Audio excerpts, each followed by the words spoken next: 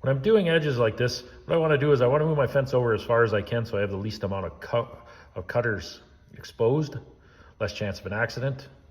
So what I would do is I would loosen this off. I would feed the fence in.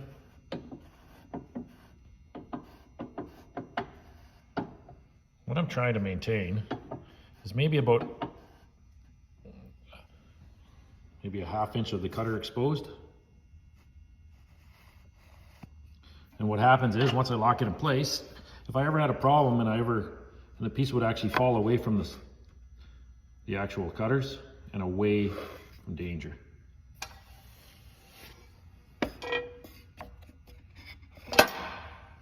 When I'm putting pieces through, whether it's on their face or their edge, I generally don't want to go under about 14 inches long.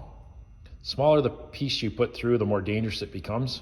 Because when you actually hit the cutters, if it's too small and you don't have enough pressure down on it, it actually could pop up in the air and come down into the cutters and cause your fingers and your hands to end up in the cutters. And also height-wise, so you don't get your fingers in the cutters, and that is basically, I try not to get under 3 inches. And that keeps my hands up nice and high for when I push it through. And I'm quite a ways from the cutter. When I do my final cuts to get nice square edges for gluing up, I generally take about a 30-second cut each time. If you do any get a tear out or anything, it's going to be very minimal and it'll be hidden. And it helps to give you a nice, smooth, straight edge. If when you're doing a glue up, you have two pieces and they're different thicknesses, you try to glue them up, it's sometimes very, very hard to tell because there's a little shadow line right on the edge, whether or not you have a good fit.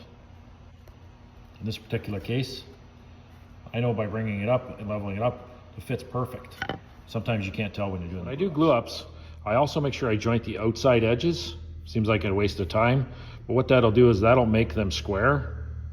And if they're square and the clamps come up against them, it'll clamp it nice and square. If it's on a bit of an angle, it'll want to ride up the clamp or it'll want to cause your pieces to pop out of the clamps. Not a big fan of knotty pine.